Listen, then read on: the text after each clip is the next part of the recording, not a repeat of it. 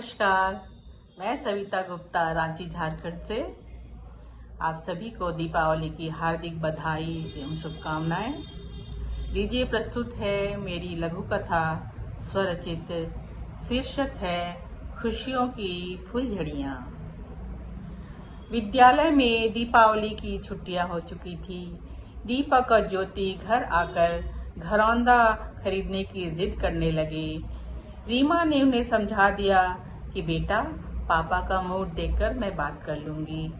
रमेश परिवार के प्रति बेपरवाह और थोड़ा कंजूस किस्म का आदमी था। रमेश शाम को ऑफिस से लौटा तो उसे फोन पर किसी से बात करते रीमा ने सुना। वो कह रहा था, अरे यार, दिवाली के दिन नहीं खेलोगे तो लक्ष्मी जी रूठ जाएंगी।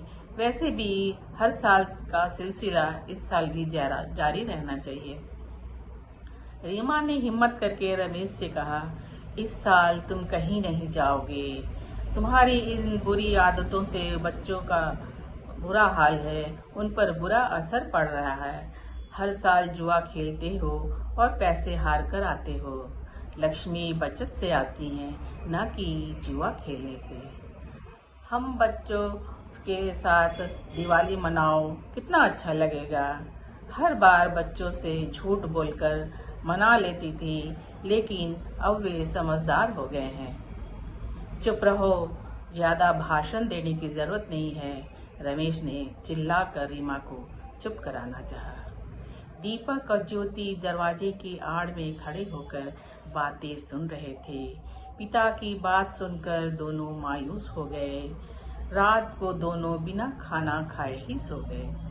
काफी देर तक रमेश और रीमा के बीच तीखी तकरार होती रही।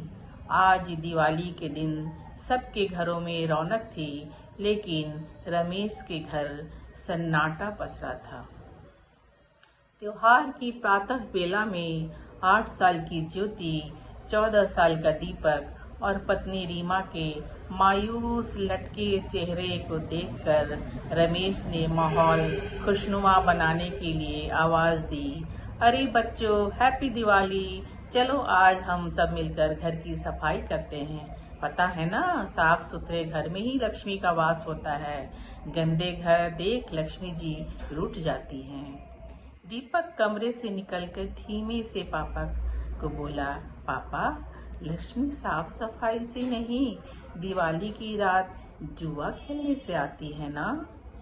दीपक की बातें किसी बम के फटने से कम न था। रमेश अवाक निरुत्तर नजरें चुराता दूसरे कमरे में चला गया। रीमा के पसीने छूटने लगे। आज तो खैर नहीं, रमेश के गुस्से का कोप भाजन उसे सहित बच्चों को भी भुगतना पड़ेगा। रीमा ने दीपक को डांटते हुए कहा, बेटा, ये कैसी बातें कर रहे हो, ऐसे नहीं बोलते। थोड़ी देर बाद रमेश ने दोस्त को फोन कर नहीं आने की असमर्थता बताकर रीमा और बच्चों के साथ घरौंदा बनाने में हाथ बटा रहा था और पूरे घर में उनकी हंसी ठिठोली की फुलझड़ियाँ फूट रही थी।